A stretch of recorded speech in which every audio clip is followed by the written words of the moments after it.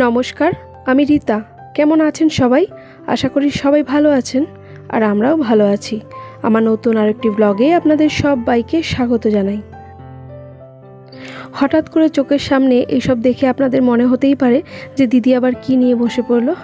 আসলে আমার হাজবেন্ড তো ইলেকট্রিকের কাজ করেন, এটা তো আপনারা অনেকেই জানেন যারা আমার নিয়মিত দর্শক।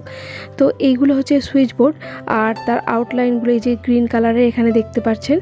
তো এগুলো হচ্ছে আউটলাইন। এখন তো কনসিল ওয়্যারিংয়ের যুগ, তো সমস্ত বাড়িতেই বেশিরভাগ কনসিল ওয়্যারিং হয়ে থাকে।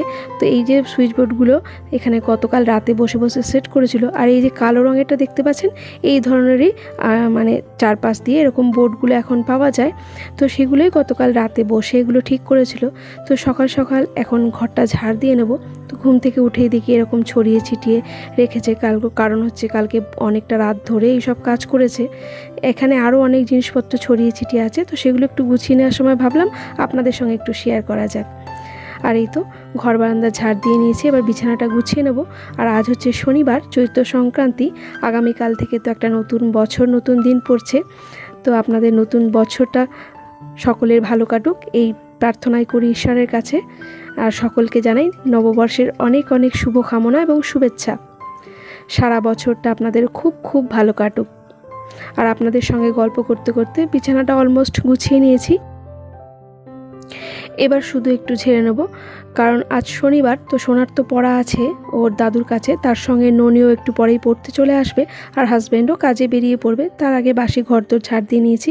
আর এই যে বেডশিটটা, এটা কিন্তু নতুন কিনেছিলাম। তো নতুন কিনলে আমার কোনো জিনিস বেশিক্ষণ আবার নতুন অবস্থায় রাখতে ভালো লাগে না, যতক্ষণ না সেটাকে ব্যবহার করব। তো বেডশিটটা কেমন হয়েছে কমেন্ট করে জানাবেন। তাড়াতাড়ি একটু সাইড দিয়ে যা, পাটা সোজা কর। আর এই তো সোনা পড়তে চলে গেল, আর আমার হাজব্যান্ডের কিন্তু ইতিমধ্যে স্নানও হয়ে গেছে। তো এবার ঠাকুরঘর থেকে এলে পরে ওনাকে খেতেও দিয়ে দেবো, আর তারপর তো কাজের জন্য বেরিয়ে যাবে।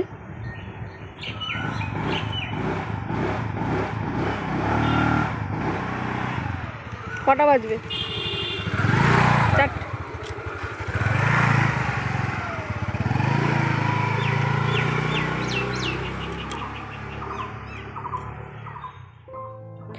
এরপর অনেকটা সময় কেটে গেছে।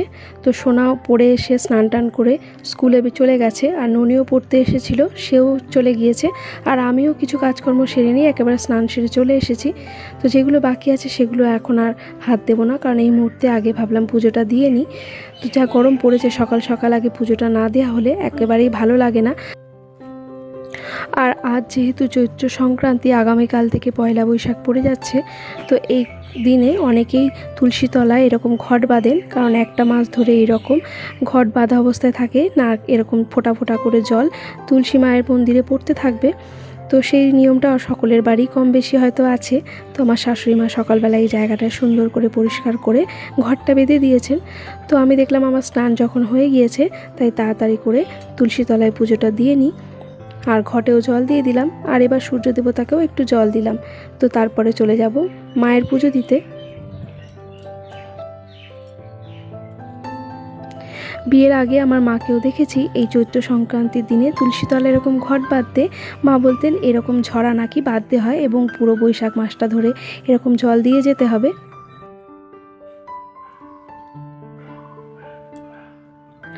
আর এই তো এবার ঠাকুর ঘরেও চলে এসেছি। তো সকালবেলায় কতগুলো ফুল হাজবেন্ড তুলে দিয়েছে দেখুন। তো প্রচুর জবা পেয়েছে। তো এই সময়টা জবা ফুলটা অনেকটা বেশি হয়, শীতের দিকে তো একেবারেই পেতাম না। তো সুন্দর করে মাকে আজকে জবা ফুল দিয়ে আর কলকে ফুল দিয়ে সাজাবো। চলুন তাহলে মাকে চটপট করে শৃঙ্গার করে নিই। আর রান্নাবান্নার কাজ শুরু করার আগে যদি পুজোটা দিয়ে নিই তাহলে বেশ ভালো লাগে। কেন কি বলুন তো, প্রচুর এনার্জি নিয়ে পুজোটা দেওয়া যায় এবং মনটাও বেশ ভালো লাগে। আর সমস্ত কাজ সেরে যদি পুজো দিতে আসি, তখন সমস্ত এনার্জিটাও শেষ হয়ে যায়, আর সেইভাবে ভক্তি ভরে যেন পুজোটাও দিতে পারি না। তখন মনে হয় কি ওই পুজোটা যেন একটা দায় সারা কাজ করছি, আর সেটা মনের দিক থেকে ভীষণই খারাপ লাগে। আর এই দেখুন আমাদের পাশের বাড়িতে একটা ফুল গাছ রয়েছে, এই সময়টা একদম সাদা ফুলে পুরো গাছটা ভরে যায়। আর এটাকে বলে কুরচি ফুল। বেশ সুন্দর দেখতে লাগছে, আর গন্ধটাও ভারী ভালো, জানেন তো।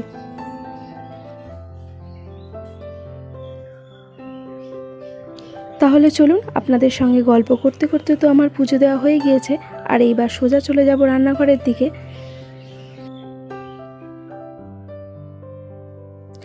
এখন বেলা প্রায় 11টা বাজে, তাই রোদের এতটা তাত যে বাইরে থাকাই যাচ্ছে না। তাহলে যে মানুষগুলো এই রোদে গরমে বাইরে কাজ করছে বলুন তো তাদের কি অবস্থা। সকালের খাবারটা তো অনেক আগেই খেয়ে নিয়েছি, তো এই চাটা রেখে দিয়েছিলাম, ভেবেছিলাম একটু পরে খাবো, কিন্তু সেটা আর খেয়াল ছিল না। তো একটু গরম করে নিয়ে এই তো খেয়ে নিলাম, আর এরপর রান্না চাপাবো। তার আগে ভাবলাম যে পয়লা বৈশাখের জন্য কিছু কেনাকাটা করেছি, তো সেগুলো তো আপনাদের সঙ্গে আর শেয়ার করা হয়নি, তাহলে সেগুলো একটু শেয়ার করে দিই। এই যে এই নাইটিটা কিনেছিলাম চুঁচুড়া থেকে, তারও আগে আর একটা নাইটি দেখিয়েছি, ওটাও চুঁচুড়া থেকে নিয়েছি। আর এই টি শার্টগুলো নেওয়া হয়েছে, আমাদের কাছেই জিরাটে একটা হাট বসে, তো এগুলোর দাম খুব একটা বেশি নয়, 70 টাকা অথবা 75 টাকা করে নিয়েছে। তো সব সময় কাজে গেলে হাজব্যান্ডের দরকার হয়, আর এই গরমে তো প্রচণ্ডই ঘাম হয়, তো এগুলো প্রয়োজন পড়ে, তাই একটু বেশি করেই কয়েকটা নিয়ে নিয়েছি। আর এই বেডশিটটা নিয়েছি, তো এটা পুরো একটা সেট আছে। আর এই তো জিনিসগুলো কেমন হয়েছে আমাকে কমেন্ট করে জানাবেন। আর এরপর চলে আসলাম রান্নাঘরে। তো গতকাল রাতেই কিছু সবজি কেটে আমি ফ্রিজে রেখে দিয়েছিলাম, আর এই কন্টেনারটা আমার ভীষণই পছন্দের, 35 টাকা দিয়ে কিনেছিলাম। এটার মধ্যে 4টে সেট আছে, এখানে 3টে আছে, আর একটা ছোট্ট মতো আছে, সেটা আলাদা কোথাও একটা জায়গায় আছে। তো কিছুটা পরিমাণে উচ্ছে, কিছুটা ঢ্যাঁড়স, আর একটু আলু, আর 2টো পটল ছিল, তো সেটা কেটে রেখেছি। তবে আজকে কিন্তু এঁচোড়টাই রান্না করব, তো পটল 2টো পড়ে থাকবে, তো শুকিয়ে যাবে, সেই কারণে সেটাও বার করে নিলাম। আর এই তো এখানে রান্নাটাও চাপিয়ে দিচ্ছি। সবজিপাতি যদি একটু কাটা থাকে না, তো রান্না করতে অনেকটাই সুবিধা হয়, তাই না? আরও সুবিধা হয় যদি মশলাটা একটু রেডি করা থাকে। তো এই তো ঝটপট রান্নাটা 2টো ওভেনে বসিয়ে দিয়েছি, তো আশা করি তাড়াতাড়ি হয়ে যাবে, কারণ এই গরমের মধ্যে যত তাড়াতাড়ি উনুনের কাজটা সারা যায় ততই ভালো। এই পর্যন্ত আমার আজকের ব্লগটি আপনাদের কেমন লাগলো একটা কমেন্ট করে জানাবেন। যদি ভালো লাগে একটা লাইক করবেন, আর এই ধরনের ব্লগগুলি যদি আপনারা প্রতিনিয়ত দেখতে চান তাহলে চাইলে আমার চ্যানেলটি সাবস্ক্রাইবও করতে পারেন। আর যারা যারা তো অলরেডি করে ফেলেছেন তাদের অসংখ্য ধন্যবাদ। আপনারা সকলেই জানেন, যারা আমার নিয়মিত দর্শক, যে আমি যে কোনো সবজি কাটাকুটি করি না কেন এই চাকু দিয়েই কাটাকুটি করি। বটি আমার কাছে নেইও, আর এই চাকু দিয়ে কাটতে কাটতে এমন অভ্যেস হয়ে গেছে যে বটির থেকে আমার চাকুটাই বেশি সহজে হয়ে যায়। তো আজকে ভাবলাম একটু আপনাদের সঙ্গে শেয়ার করি যে চাকু দিয়ে আমি কিভাবে এঁচোড় কাটি, আর খুব সহজেই হয়ে যায়। প্রথমে এই এঁচোড়টাকে এইভাবে ছোটো ছোটো করে পিস পিস করে নিয়েছি, তারপরে যে অংশটা বাদ যাবে তাকে এইভাবে কেটে বাদ করে দিলাম। তো খুব সহজেই এইভাবে এঁচোড়টা আমি কেটে নেবো। চলুন তাহলে রান্নাটাও চটপট চাপিয়ে দিই। সকাল থেকে অনেক কাজকর্মই সেরেছি, তবে সেগুলো সব কিছু আপনাদের সঙ্গে শেয়ার করা সম্ভব হয়নি। আর চিংড়িটা আগের দিনে আনা ছিল, তো সেটাও বেছে নিয়েছিলাম। এতটা বেলা হয়েছে, তো সোনাও চলে এসেছে। ওগুলো খুলে হাত পাটা ধুয়ে নাও, ঘেমে গেছে। ঘামটা মোছার জন্য যে রুমালটা দিয়েছিলাম সেটা কয়? ইস, মুছেছিলাম একবার, খেলা করছিলাম, মুছেছিলাম। কি খেলা করিয়েছে আজকে? কিছু খেলাইনি, আমরা যখন টিফিনে খেলছিলাম। তোকে বলেছি না এই রোদে গরমে খেলাধুলা এখন করবি না। আর ছাওয়াতে খেলেছি। ঠিক আছে, চল। আজকে সমস্ত কাজ গোছাতে গোছাতে এতটাই দেরি হয়ে গেছে যে বেলা প্রায় 2টো বাজে, আর সোনাও স্কুল থেকে চলে এসেছে, তাই জলদি রান্নাটাও সেরে নিয়েছি। সমস্ত রান্নাটা আপনাদের সঙ্গে শেয়ার করা আর হয়ে ওঠেনি। তো এই তো এঁচোড় চিংড়িটা এইরকম কালার এসেছে, তো খেতেও কিন্তু ভালোই সুন্দর হয়েছে। আর এটা আমাদের গাছের এঁচোড়। এঁচোড়টা এত ভালো, মাত্র 2টো না 3টে সিটি দিয়েছিলাম প্রেসার কুকারে, আর এত সুন্দর গলে গেছে, আর এর স্বাদটাও অপূর্ব ছিল।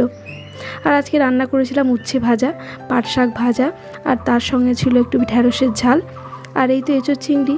তো চলুন তাহলে দুপুরের লাঞ্চটা এবার সেরে নিই। সোনা খাবারটা নিজে হাতেই খায়, কিন্তু এখনও তার খেতে বসলে বলবে মাম্মা একটু মেখে দাও। তারপর আমি দেখলাম এখানে তরকারিটাও গরম রয়েছে, আর ভাতটাও বেশ গরম, কারণ যেহেতু রান্নাটা আমার একটু দেরি করে হয়েছে, তো সমস্ত জিনিস গরম থাকার জন্য তাকে খাবারটা মেখে দিলাম। আর এই তো সোনার আমার খাওয়া হয়ে গেছে, তবে হাজব্যান্ড এখনও বাড়ি ফেরেনি, সে তো এখনও কাজে আছে। তো খাওয়া দাওয়ার পর সোনাই মনে করে দিল মাম্মা চলো একটু আচার খাই। তো কিছুদিন আগে কুলের আচার বানিয়েছিলাম, তো সেটা আর আপনাদের সঙ্গে শেয়ার করা হয়ে ওঠেনি, তো কারণ ওই সময়গুলো তার ভিডিও করিনি বেশ কটা দিন। আর এই তো ছেলে আর মা মিলে এখন কুলের আচার খাচ্ছি। তো এরপর খানিকক্ষণ একটু রেস্ট করব। এরপর বেশ কিছুটা সময় কেটে গিয়েছে, এখন বিকেল প্রায় 5:30 মতো বাজে। তো হাজব্যান্ডও বাড়ি এসছে, তাকে খেতে দিয়েছি, তারপরে চলে আসলাম একটু এখানে পাশে একটা ক্লাব আছে। তো কিছুদিন আগে আমাদের এখান থেকে প্রচার করা হয়েছিল যে আমাদের কাছে যে ক্লাবটি আছে সেখানে নতুন করে আবার যোগা শুরু হবে। তো কিছু কিছু বাচ্চা ছেলেমেয়েরাও যেমন শিখতে পারবে, সেই সঙ্গে আমাদের মতো হাউসওয়াইফ যারা আছেন তারা যারা এই যোগা শিখতে এখনও ইচ্ছুক, তো তারাও এখানে ভর্তি হতে পারেন। যেটা যোগব্যায়াম হচ্ছে যে ওই ব্যায়ামটা যদি কেউ করতে করতে ছেড়েও দেয় তাতেও তার বিরাট কিছু ক্ষতি হয়। তুমি আরো ভালো বলতে পারবে এই জিনিসটা।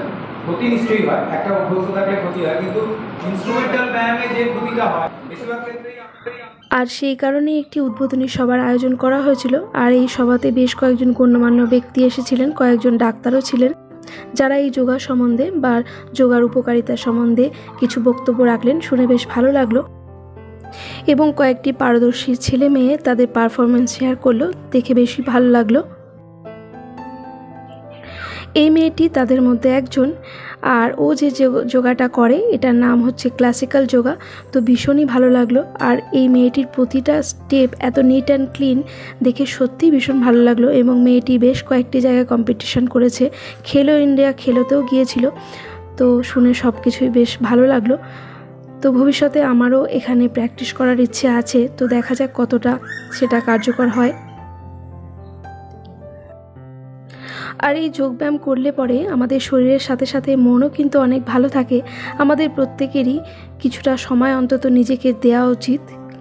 অন্তত দিনে 1 ঘন্টা নিজের জন্য যদি একটু প্র্যাকটিস করা যায়, তাহলে সত্যি আমরা কিন্তু অনেক দিন পর্যন্ত নিজেকে ভালো এবং সুস্থ রাখতে পারি। আজকের এই পারফরমেন্সগুলো আপনাদের কেমন লাগলো একটা কমেন্ট করে জানাতে পারেন। এই মেয়েটির পারফরমেন্স যতই দেখছিলাম ততই অবাক হচ্ছিলাম যে মেয়েটা কতটা ধৈর্য এবং সময় নিয়ে এগুলি প্রতিনিয়ত প্র্যাকটিস করেছে, আর তার ফলস্বরূপ আজকে ও এত সুন্দর করে পারফরমেন্সগুলো শেয়ার করতে পারছে, তাই না?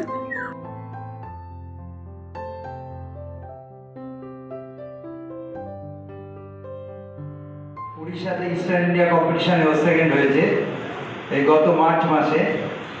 আর ওর মেয়েও আমার কাছে যোগা শেখে, ওর মেয়ে আসে।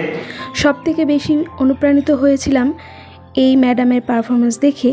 ওনার মেয়ে যোগা শিখত এবং সেটা দেখে উনি অনুপ্রাণিত হয়ে এই যোগাতে আসেন। আর আজকে উনি এত ভালো পারফরমেন্স করছেন দেখে ভীষণই ভালো লাগছে। ওনার এজ শুনলে আপনারাও অবাক হবেন, 45 অ্যাবভ। শুধুমাত্র একটু ইচ্ছে আর ধৈর্য থাকলে কত কিছুই না করা যায়, তাই না? চলুন তাহলে আজকের ভিডিওটি এই পর্যন্তই। সকলে ভালো থাকবেন, আবারও দেখা হবে।